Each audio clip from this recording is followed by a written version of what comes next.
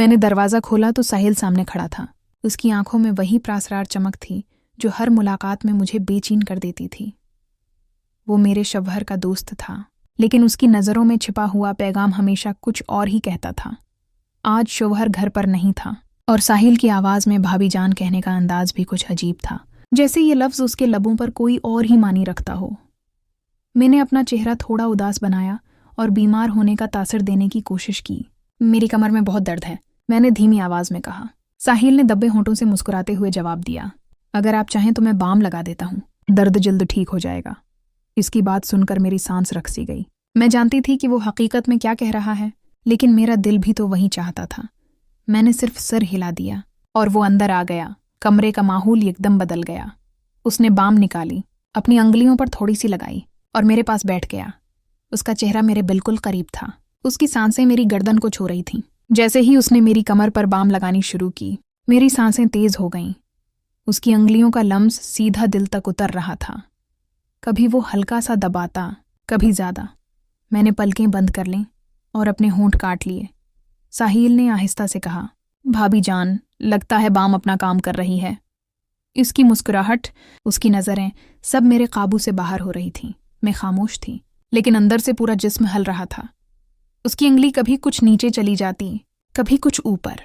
मैंने उसके हाथ को रोकने की कोशिश की, लेकिन रोक ना सकी। कमरे में सिर्फ मेरी सांसों की आवाज़ सुनाई दे रही थी।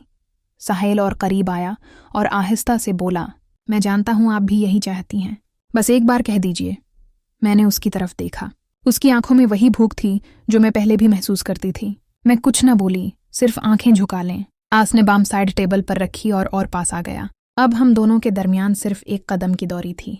मेरी अंगुली उसके हाथ से जा लगी और मुझे लगा जैसे करंट लग गया हो। मैंने आहिस्ता से कहा, साहिल। उसने मुस्कुराते हुए जवाब दिया, बस भाभी जान, अब मैं समझ गया।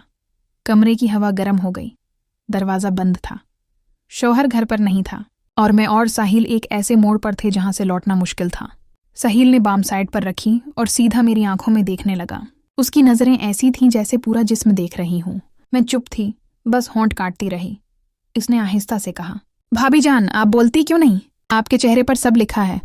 मेरे लिए संभलना मुश्किल हो रहा था। मेरा दिल तेज धड़क रहा था। मैंने बस अपना दोपटा कुछ और संभाला और पलटकर उसे देखने लगी। वो आहिस्ता से करीब आया। उसके हाथ मेरी कमर पर रख गए। मैं एक पल को सख्त हो गई, पर अगले ही पल मैंने अपनी आंखें बंद कर लीं, जैसे मैं भी तैयार हो चुकी थी। साहिल ने हल्की सी हंसी के साथ कहा, अभी दर्द कम करना है या और ज्यादा करना है? मेरे होंठों पर हल्का सा तबस्सुम आया, लेकिन मैंने कुछ नहीं बोला। इसकी आवाज़, उसका लम्स, सब कुछ मेरे अंदर घूम रहा था। कमरे में सिर्फ लैंप की हल्की रोशनी थी। इस रोशनी में उसका चेहरा और ज्यादा साफ लग रहा था। मैं उसकी एक एक हरकत को महसूस कर रही थी। जब उसने अपने दोनों हाथ मेरी कमर पर रखे तो मैंने अपनी सांस अंदर खींच ली।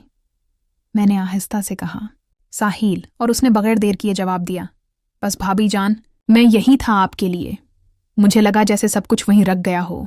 उसका हाथ आहिस्ता आहिस्ता नीचे की तरफ जा रहा था और मेरा जिस्म अपने आप नर्म होता जा रहा था। मैंने उसका हाथ थामकर रोकने की कोशिश की, पर अंदर से रोकी ही नहीं। उसने अपना चेहरा इतना करीब कर लिया कि मैं उसकी सांस महसूस कर रही थी। मेरी आंखों के सामने सिर्फ उसका चेहरा था। उसकी मुस्कुराहट जैसे मुझे कह रही हो, अब तो तुम मेरी हो। मैंने अपना सिर हल्का सा झुकाया और इस लम्हे में खुद को रोक न सकी। साहिल ने आहिस्ता से कहा, भाभी जान, शौहर को कुछ पता नहीं चलेगा। आप बस आज की रात यादगार बना दो।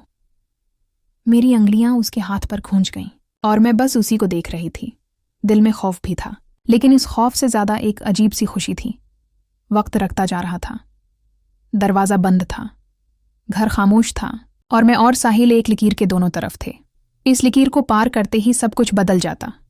मैंने हंसी दबाकर बस इतना कहा, तुम रखने वाले तो हो नहीं और मैं रोक पाने वाली नहीं।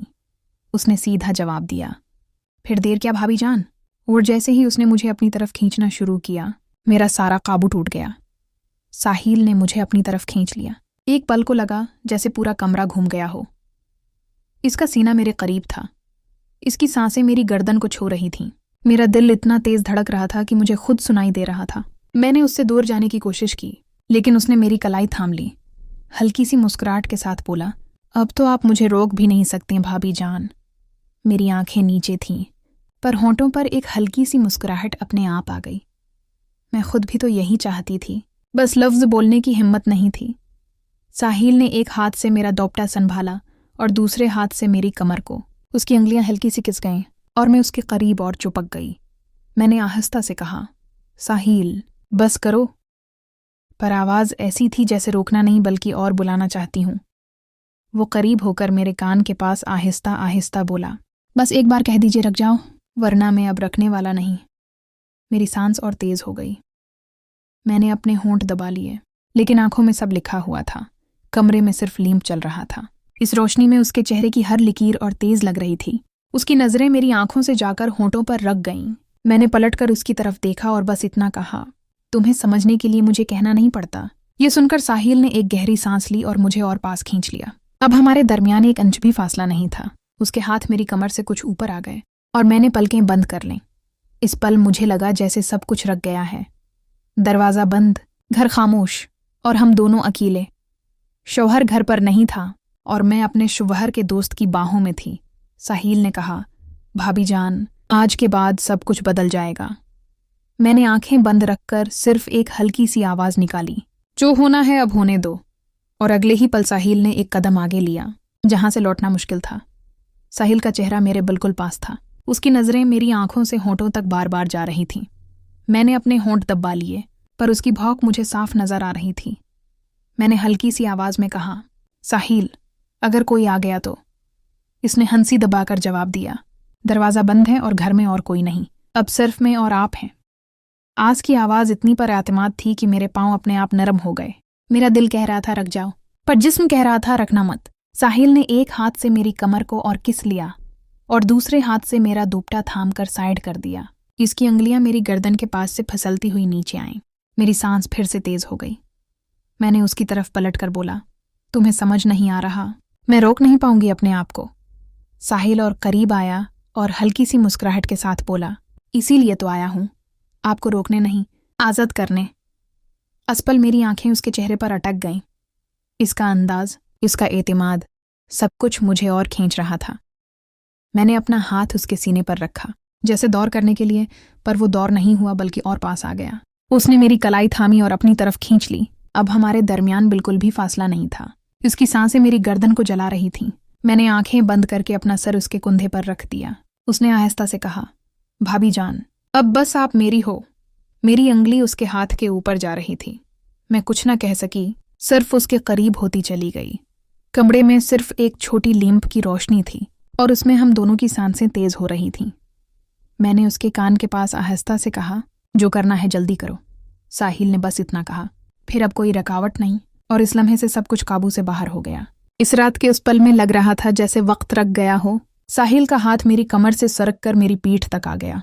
उसकी अंगुलियों का वो हल्का सा लम्स भी मेरी सांसों को हिला रहा था। मैंने उसकी तरफ देखते हुए आहिस्ता से कहा, साहिल, तुम्हें अंदाजा है ना, अगर किसी ने देख लिया तो? उसने सीधी मेरी आंखों में देखकर जवाब दिया, भाभी जान, जो नज़र आपकी तरफ उठेगी, इससे पहले मैं उस नज़र को निकाल दूंगा। अब सिर्फ आप और मैं, बाकी दुनिया गायब। मेरी हालत ऐसी थी कि मैं ना रोक पा रही थी और ना ही हाँ कह पा रही थी। उसकी नज़रें मेरी जिंदगी का सबसे गहरा राज जान रही थीं। साहिल ने अपनी उंगली मेरे होंठों पर रखी और बोला, सब कुछ मत बोलो, बस महसूस करो। मेरे दिल की धड़कन इतनी तेज थी जैसे दिल कभी भी फट जाएगा। मैं उसके इतनी करीब थी कि उसकी सांस मेरी जल्द को छो रही थी। मैंने अपने होंठ आहिस्ता से काटे और इस लम्हे ने उसकी भौंक और तेज कर दी। उसने अपना चेहरा मेरी गर्दन के पास ले जाकर आहिस्ता से कहा, अब आप मेरी हो चुकी हो। मैं अपनी जगह बिल्कुल जम गई थी। इसकी बातें, उसका लम्स, सब मुझे अपने होश खो देने पर मजबूर कर रहे थे।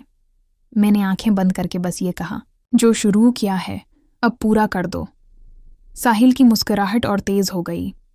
उसने मुझे अपनी तरफ और किस लिया और उस रात कमरे की वो खामोशी सिर्फ हमारी सांसों और लम्हों की गर्मी से टूट रही थी। साहिल ने मुझे अपनी बाहों में इस तरह किस लिया जैसे मैं उसकी सांसों का हिस्सा बन गई हूँ। उसकी उंगलियां अब आहिस्ता आहिस्ता मेरी कमर से नीचे सरक रही थीं और मैं बस अपनी सांसें रोककर महसूस करती जा रही थी। मेरी हालत ऐसी थी कि काबू बिल्कुल हाथ से निकल चुका था। मैंने आहिस्ता से उसके कान के पास जाकर कहा, बस अब और इंतजार मत करवाओ साहिल। वो मुस्कुराया। इसकी आंखों में एक शिकार करने वाली की भूख थी। उसने मुझे अपने नीचे करते हुए कहा, भाभी जान, अब। और उसके बाद सब कुछ खामोशी में डूब गया।